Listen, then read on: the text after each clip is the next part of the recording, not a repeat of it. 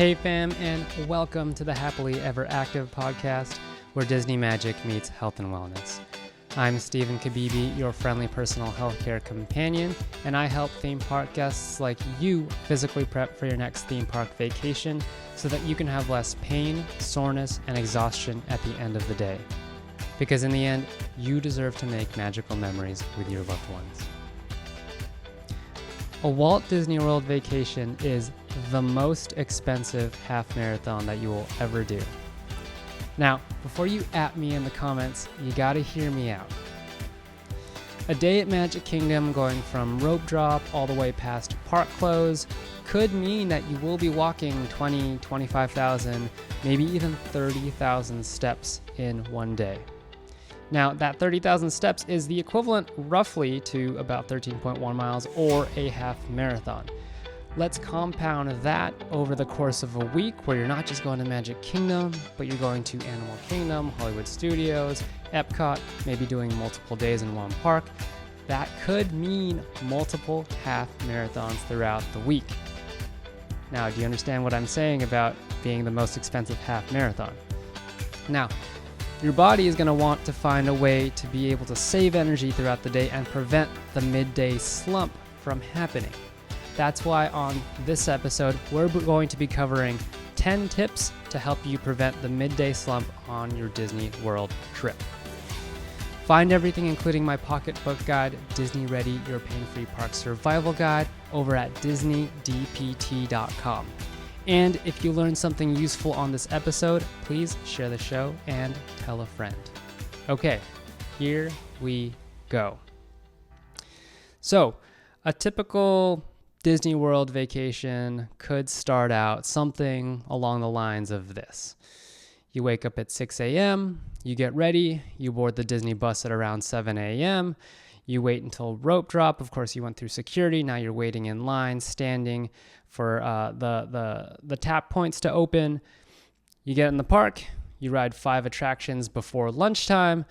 You watch the afternoon parade. And now you're starting to feel your energy levels top off and start to tip downward. How do you prevent this midday slump from happening? Let's go over these 10 tips to prevent that midday slump.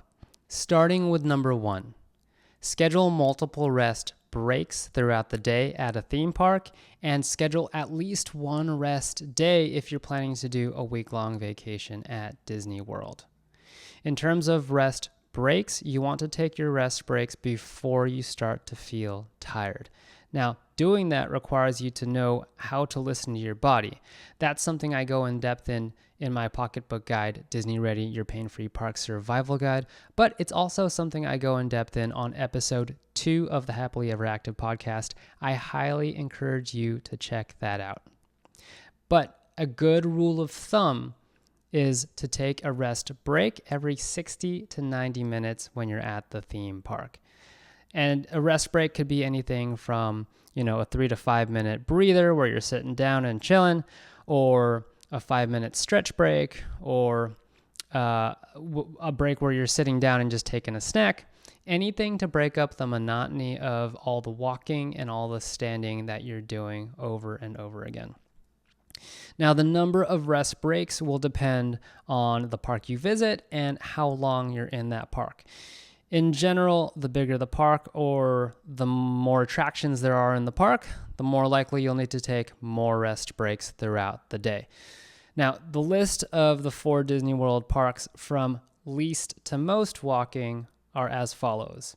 Hollywood Studios with the least expected amount of walking you'll do. Then comes Animal Kingdom with a little bit more.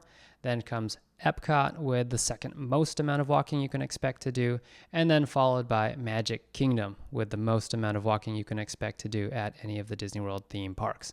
Now, of course, don't forget Disney Springs, which is a whole beast in itself. You will definitely be getting a lot of walking there if you plan to do, a longer stay at Disney Springs for the day.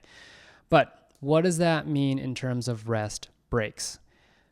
You do want to put more frequent and smaller rest breaks throughout the day at Epcot and Magic Kingdom.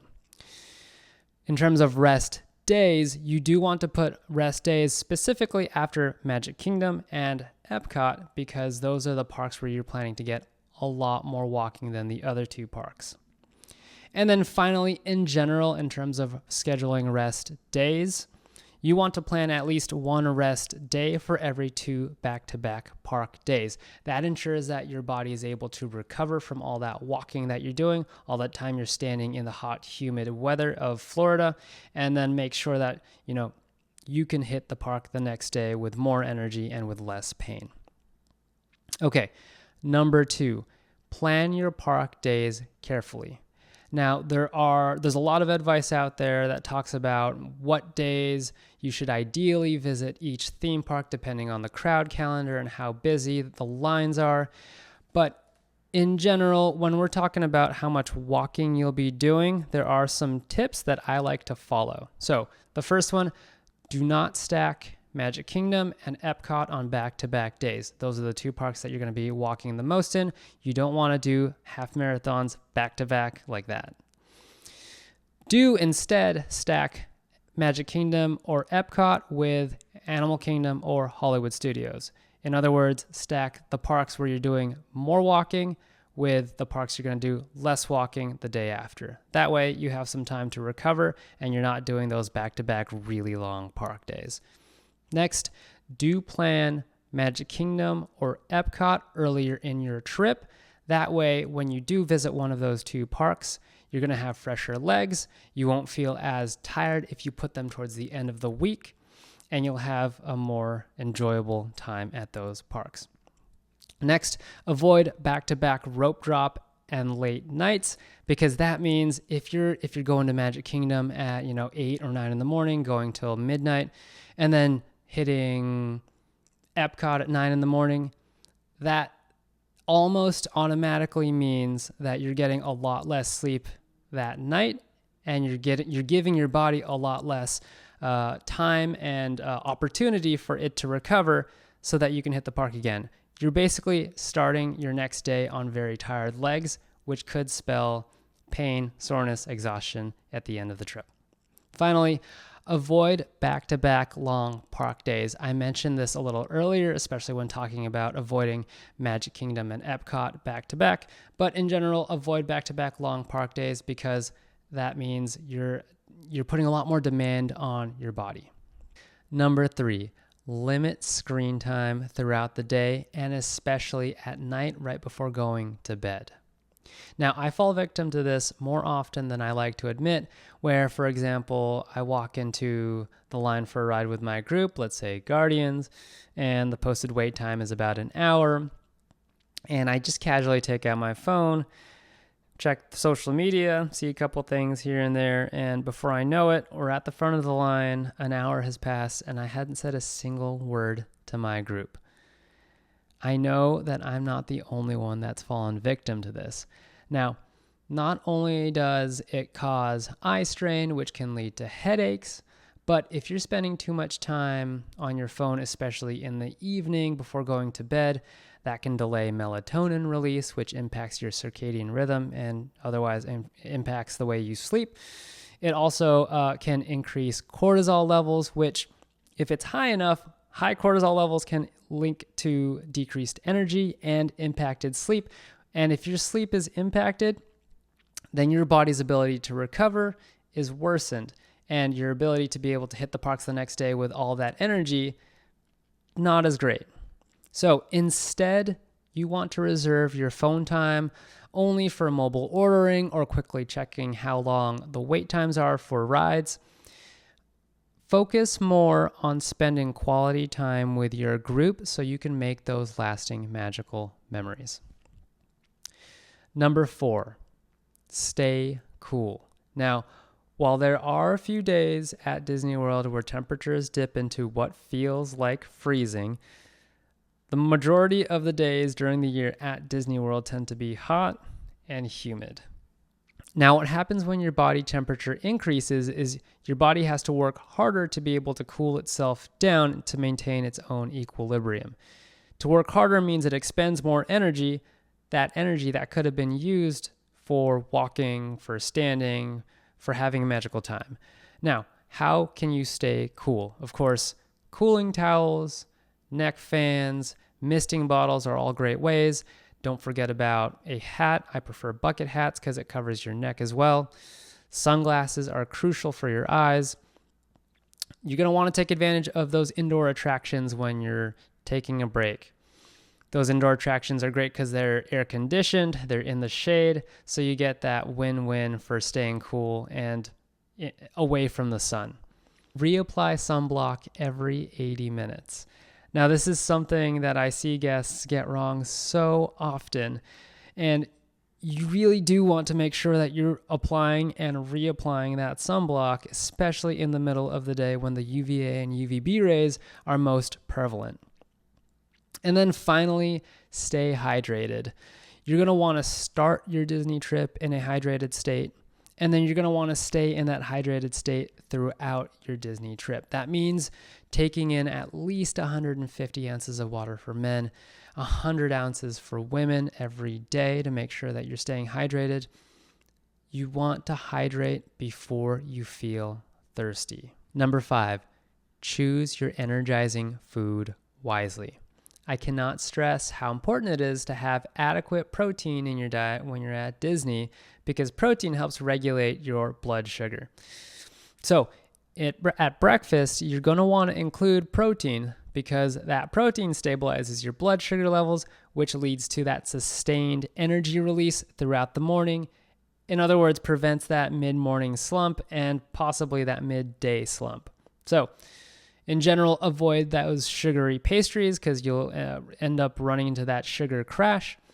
Aim for as balanced of a breakfast as possible with protein, fiber, and healthy fats. Things with eggs, Greek yogurt, oats, nuts, seeds, and of course, lean meats. When we're thinking about snack foods, you're going to want foods that replenish your glycogen stores. So things like fruits, which are very much plentiful around Disney World, apples, bananas, oranges, grapes, pineapples, strawberries, watermelon. Whole grains are going to be good. So even popcorn, just make sure that it's not super buttered. And then other snacks that you can consider to help with energy levels can include pickles, veggies and dip, hummus and crackers, all great healthy options for snacks that make sure that you don't get that blood sugar crash, which leads to that midday slump. For lunch and dinner, the big thing here is really be careful how much you eat. It's really easy to overeat when you're at Disney, and a lot of that overeating can tend to make you feel sluggish and then make you feel like you're losing all your energy. Pro tip, and this is something that my wife and I do a lot when we go to the Disney parks, is we share our food. That way we don't overeat and feel sluggish after eating. But also, if we share our food and we feel like we can handle a little bit more to eat, we'll get a little bit more, or we'll get one meal per person when we're at a restaurant, and we'll share, and that way we can try different stuff, get more different flavors, just get a better overall experience. Next tip about energizing foods, you're going to want to avoid caffeine after 3 p.m. Caffeine tends to keep you up, even though it feels like it doesn't for some people, but it prevents you from getting that quality sleep if you're taking in that caffeine after around 3 o'clock. Now, the thing about caffeine is it takes about 6 hours for caffeine to fully get out of your system, which means if you take it after 3 o'clock or after 4 o'clock, that caffeine is still going to be in your system, even if it's a little amount, and that can affect the quality of your sleep at the end of the day. And then finally, make sure you're minimizing all the saturated fats in your foods. So unfortunately, that means fried foods like fish and chips, corn dogs, funnel cake, chicken strips, turkey legs. Those tend to make you feel a little bit more sluggish at the end of the day. Okay, number 6, make sure that you pack your parks bag wisely. Researchers have found that carrying more than 10% of your body weight is related to spinal pain. So in general, the heavier your bag, the more cumulative load you're going to be carrying throughout the day. And that means that your back and shoulders might fatigue quicker, leading to that perceived pain at the end of the day. On top of that, if you've got a lot packed into your parks bag. In general, it's just cumbersome and overwhelming. It's too time consuming to dig through that bag every time you need to grab something, especially if your bag is big and you've got a ton of stuff to dig through. Personally, it's a nightmare to go through security and get stopped by security only to have them take everything out of your park bag, see that everything's okay, and then put everything back into your park bag and have you go. In general, the more there's in your bag, the more that you have to think about it, the less time or the less mental effort that you can put into thinking about how you can have a magical vacation. So, what is in my Disney Parks bag? I usually keep a 3-ounce bottle of sunscreen, lip balm with SPF, cooling towel, sunglasses, a 12-ounce water bottle, a packable poncho that doesn't take that much space, extra socks, a battery pack, and hand sanitizer. Usually that 12-ounce water bottle is on some sort of carabiner on my bag. That hand sanitizer is also on that carabiner. So in the end, really, my parks bag is a small crossbody. It has everything I need, and it only has everything I need. That way, I'm not carrying that much. It ends up being a couple pounds probably. At the end of the day, those extra pounds make a huge difference. Number 7, get quality sleep. Quality sleep is one of the most important things you can do to prevent that midday slump at Disney World. Now, the vast majority of humans require between 7 and 9 hours of sleep per night. But the quality of your sleep is more important than the quantity of your sleep. So if you're worried about getting 5 or 6 hours of sleep when you're at Disney World, you don't have to worry as much. As much as, I would highly recommend getting more, the quality of your sleep is more important. Here are some actionable tips that you can use to get quality sleep at night. Okay. First, have a relaxing nightly routine. For me, my personal relaxing nightly routine includes reading a book for just 5, maybe 10 minutes. That makes sure that I'm telling my body that it's time to wind down. Make sure that your bedroom is at a cool temperature. Now, the National Sleep Foundation recommends that your room be between 60 and 67 degrees Fahrenheit. It could be around there. It could be, a little bit higher. It could be a little bit lower. It really depends on what your body feels comfortable to fall asleep. But in general, those cool temperatures signal that it's time for your body to sleep. Make sure that your bedroom is quiet and it's free from noises like TVs. If someone in your group is a snorer, make sure that you're bringing earplugs, or you can take advantage of a mobile app like the Calm app to help with guided meditation or for white noise. You also want to make sure that your bedroom is dark. So make sure that the curtains are fully closed. It's as dark as possible. Maybe you want to turn around or cover your alarm clock. In terms of meals, you want to make sure that you're finishing any of your meals at least 2 to 3 hours before bedtime. And like we talked about earlier, avoid caffeine after 3 o'clock, or in general, avoid caffeine at least 6 hours before you plan to go to bed. And then on top of that, you do also want to limit alcohol intake between 2 to 3 hours before bedtime. Now, remember that these tips are recommendations. They all tend to help with quality sleep. If you can do at least 1, 2, or 3 of them, that helps you tremendously. Number 8, add stretching to your daily routine. Now, to make your body happy at Disney and to avoid that midday slump, your body needs 3 things. A proper warm-up before those 20,000 steps that you're going to be taking, because a proper warm-up increases blood flow and reduces stiffness. It increases respiration and body temperature, which means you have more energy throughout the day. And then finally, it improves neurological activation of the major muscle groups, which mean for you, less fatigue at the end of the day. Your body also needs a routine to prevent that body from getting stiff in the middle of the day. That way you're breaking up the monotony of the walking and the standing you do. And then finally, it needs a proper cool down to make sure that you're recovering for your next park day. That keeps you more flexible and less sore for the next day ahead. So remember, you don't feel like you have to stretch and do like a 20-minute routine, 3 times a day. It's okay to do maybe 1 or 2 stretches as long as you are intentional with the stretches that you are doing. Quality over quantity. I do include a full stretch routine that I recommend in my pocketbook guide, Disney Ready, Your Pain-Free Parks Survival Guide. It's there for your reference. It really helps you out during your Disney World vacation. Another thing you can do if stretching is too much of a stretch for your time is self-massage. It's a great way to help relieve tension around muscles that tend to feel tight. You can use your hands for massage. You can use different muscle tools like a massage gun, a Theracane, a muscle roller. All of those will help to relieve some of that muscle tension at the end of the day. Number 9 of how to prevent the midday slump at Disney World.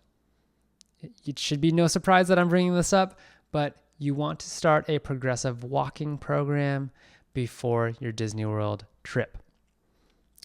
A typical park guests, like we've said before, get around 15,000 steps a day at Disney World. A lot of them tend to get more than that. Now, tack on the weight of your backpack, the standing in long ride queues, the walking up and down the stairs.